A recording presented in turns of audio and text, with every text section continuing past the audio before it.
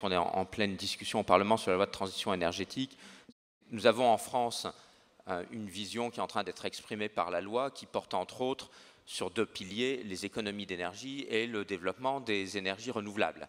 Avec, il a été évoqué la confiance, même si ce ne sont que des objectifs de long terme qui ensuite doivent être traduits progressivement, entre autres dans des programmations, un affichage d'un objectif de 32% d'énergie renouvelable en 2030 par la loi, c'est quelque chose de fort. On a un chantier qui est devant nous, qui ne concerne pas que les éoliennes, et où en même temps les éoliennes terrestres, c'est un petit peu différent puisqu'on a un tarif d'achat notifié qui peut rester valable. C'est préparer l'intégration au marché et les nouveaux modes d'intégration au marché et de rémunération. Avoir un président de la Commission qui affirme aussi clairement que ce secteur doit prendre le lead et que tous les efforts réglementaires et financiers et par différents fonds doivent s'accorder pour avoir cet objectif de politique industrielle quasi, c'est évidemment une bonne nouvelle pour le secteur des renouvelables. D'ailleurs, tout de suite, le président Juncker a annoncé la mise en place d'un fonds de 300 milliards d'euros à destination uniquement de l'énergie renouvelable. Donc là, on assiste clairement à un changement de cap au sein de la politique énergétique de l'Union européenne. What kind of market design for doing what? The main question here is and will be the market remuneration model that we have in place today be capable to attract the massive investments that we need to do this huge transition in the energy mix? This is a much more fundamental question. And the question here is whether the wholesale spot market based on marginal or short-term marginal prices only and the CO2 prices that don't have a long-term signal, are they capable to do that? Now we at the IEA are increasingly convinced they are not capable to do that. And this opens a macroscopic question which is not debated almost at all in the European discussion around the targets today. Targets are important from a symbolic policy signal, this is no doubt.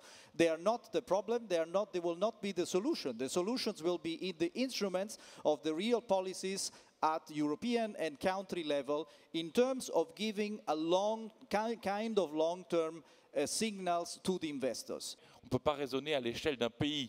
Si on a encore une politique, et c'est un peu le problème du message franco-français, c'est qu'on est souvent dans un schéma qui est quand même très, pour le moins, maximum national ou régional, alors qu'en fait les conséquences de l'ensemble de cette filière sont gigantesques. Et c'est là où on rentre une deuxième dimension si on parle de la partie offshore intéressante de création de valeurs particulières, c'est notamment toutes les applications qui sont liées au maritime.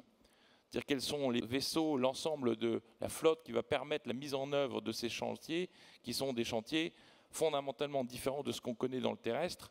C'est comment être capable d'installer des tours et des turbines et de s'en occuper naturellement au milieu de la mer du Nord. Ça, ce sont des challenges qui sont naturellement importants, qui nécessitent des compétences qui sont rares, qui existent en Europe, qui existent en France. Il y a une véritable question de fond, de savoir comment on est capable de fédérer autour d'une politique commune européenne quelque chose qui soit ambitieux.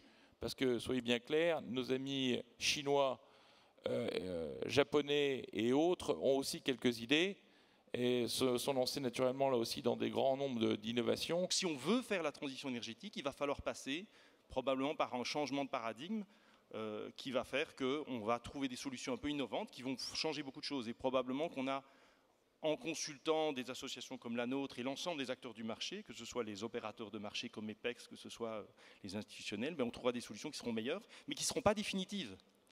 Le marché va continuer d'évoluer, c'est-à-dire qu'on va se trouver, quand on aura des belles règles établies dans quelques années, on devra les remettre en cause parce qu'elles ne seront peut-être plus adaptées, parce que la demande variera, parce que le client, comme dans la téléphonie, tout le monde connaît son abonnement et c'est exactement ce qu'il paye pour des SMS, pour un tas de choses.